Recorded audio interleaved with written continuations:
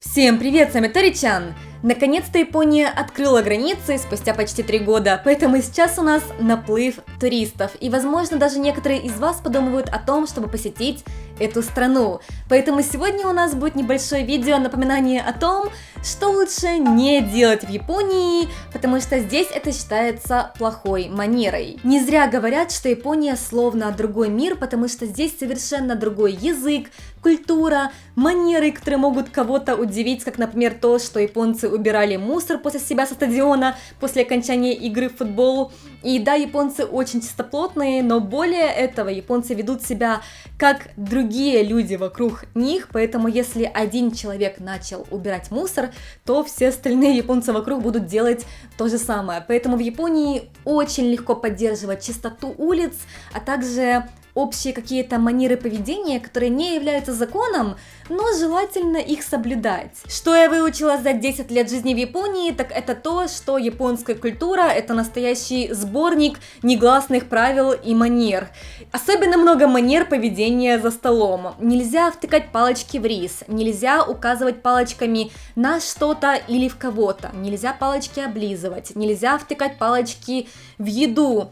И так далее. Бесконечный список, как нужно вести себя за столом. Понятное дело, что японцы не ожидают, что иностранец будет все это знать и соблюдать. Если вы не умеете пользоваться палочками, всегда можно попросить вилку или ложку. Мы даже как-то просили вилку в суши-ресторане, когда я снимала пранк-видео над Изами и заставляла его есть суши вилкой. Есть японскую еду вилкой иностранцам простительно, но самое важное, что лучше никогда не делать за общим столом с японцами, это первое — не есть из общей тарелки своими палочками, вилками или ложками. И не насыпать из общей тарелки в свою тарелку своими же палочками или вилкой. Шторм, прекрасно. Это как свыше знак: никогда не ешьте из общей тарелки своими палочками. Я знаю, что эта манера не только в Японии соблюдается, что много где неприлично есть своими же палочками из общей тарелки. Дело в том, что в Японии раньше это было простительно.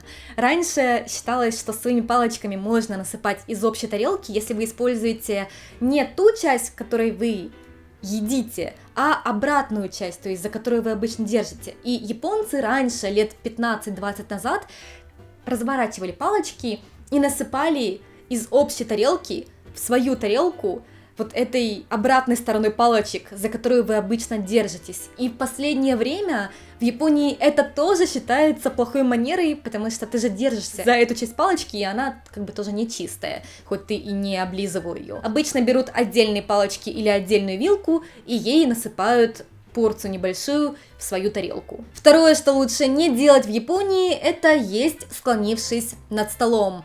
Снова манера поведения за столом, потому что здесь этого много, но обещаю, это последнее. Во многих странах едят из плоских тарелок, поэтому нет выбора, кроме как есть, склонившись над тарелкой. Но в Японии же едят из небольших тарелочек или глубоких пиалок, поэтому японцы держат тарелку в руке, поближе к рту, и едят вот так вот, не наклоняясь над столом, с ровной спиной. Наклоняться над столом японцы называют есть по-собачьи, и это считается плохой манерой.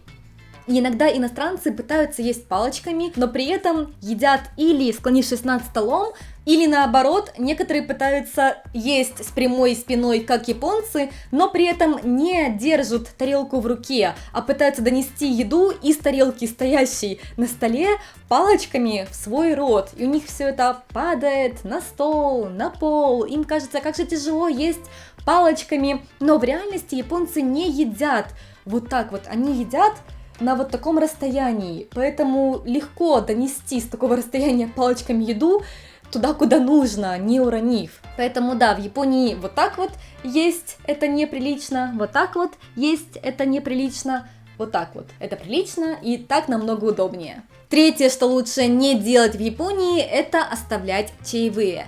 В Японии нет культуры чаевых, поэтому я и мой муж Изами были в шоке, когда за границей на нас почему-то очень злобно смотрели официанты, когда мы уходили из ресторана.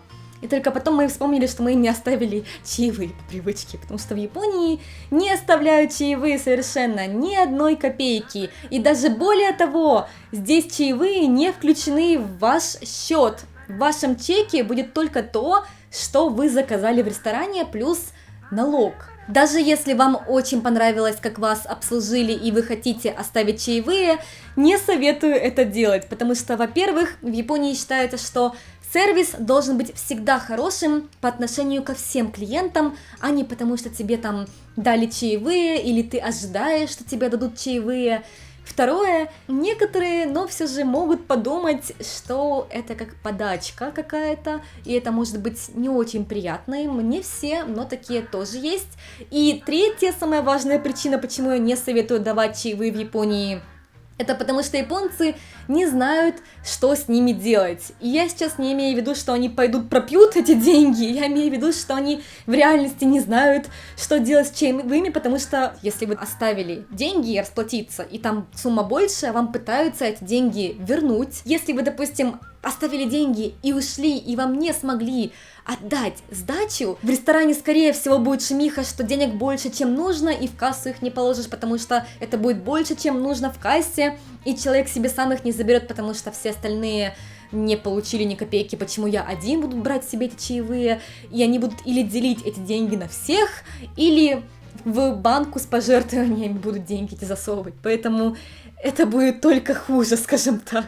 Как-то я пыталась дать чаевые японцу, который привозил нам дрова, когда мы топили нашу дровяную печку в предыдущем доме. Он не только привозил нам дрова на своей машине из другой префектуры, которая находилась в 2 часах езды до нас, так он еще и раскладывал все очень красиво, чтобы дрова сохли, и их было довольно большое количество на сумму $180, поэтому я хотела ему дать чаевые. Я дала ему $200 и сказала, что не нужно сдачи, у меня вот только $200 есть, нет мелочи, вот возьмите. И он отказался. Он очень долго искал сдачу в своем кошельке, хоть я и сказала, что сдачи не нужно. Нет, ну нате вам ваши $20. Я такая, ну ладно.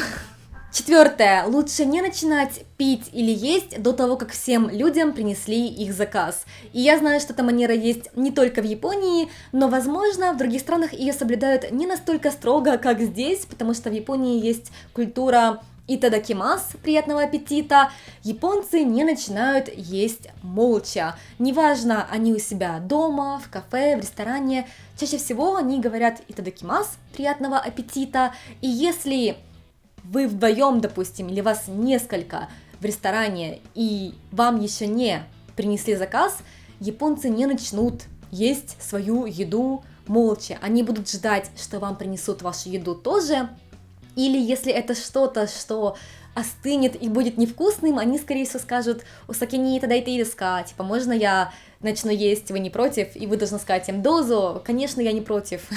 Или можно сказать «Нет, жди меня», но такое редко кто-то говорит, обычно говорят типа «Дозу». Это касается и напитков, когда речь идет о вечеринках или корпоративах. Обычно японцы ждут, пока всем принесут их напитки, чтобы можно было сделать первый тост кампай, и если у кого-то нет еще напитка и еще не сделали первый тост, то обычно японцы не пьют, а ждут, пока чокнутся. И у нас было даже на работе такое, что мы 30 минут ждали одного человека, который опаздывал на корпоратив, и не могли из-за этого начать ни пить, ни есть. И наш начальник позвонил этому человеку и по телефону сказал ему, что мы тут начнем без тебя уже чокаться, окей? Когда приедешь, мы с тобой еще раз чокнемся. Пятое. В Японии лучше не носить обувь без носков. Не сами по себе шлепанцы это плохие манеры, а просто в Японии много где нужно снимать обувь. Не только при входе в дом японцы снимают обувь, но и при входе во многие помещения, как больница, спортзал, ресторан, да, в некоторые рестораны нужно снимать обувь, если, допустим, это ресторан дзашики, там, где сидят на полу, там при входе нужно снимать обувь в ресторан и так далее. Поэтому бывает такое, что ты идешь куда-то, и тебе нужно будет снять обувь. И если ты, допустим, в обуви с голыми ногами, есть места, куда не пускают. Например, некоторые храмы, куда ты идешь на экскурсию, там тоже нужно подниматься в храм, сняв обувь, и там не пускают, если у тебя нет своих носков, могут дать их купить, если там они есть. Или, допустим, если вы идете в гости к кому-то. Не у всех японцев есть тапочки в доме, потому что как-то тоже редкость такое, тапочки есть, когда ты заходишь в туалет часто, но в самом доме могут тапочек не быть для гостей, поэтому лучше быть в носках. Шестое. Пить алкоголь в поезде или любом другом транспорте, а также есть тоже нежелательно в транспорте в Японии. И секунду, пока вы не начали мне писать, что а как же бенто, японцы же едят ланч бенто в поезде, я видел это в аниме. Да, это действительно правда, японцы едят ланч бенто в поезде, когда едут в поездку куда-то, но это делают чаще всего только в скоростных поездах Шинкансен, где кресла вот так вот по 2 кресла в одном ряду, и вы сидите в этом кресле со своим другом, допустим, куда-то едете в поездку, и можете там есть ланч бенто, пить даже алкоголь можно в поезде, если это вот именно такие кресла. Если человек пьет алкоголь в таком обычном поезде, то это считается плохой манерой. И я иногда видела японцев, кто так себя ведет. Да, есть японцы, кто не соблюдает все манеры, которые я перечислила в этом видео, потому что все мы люди, но это не значит, что это норма в Японии.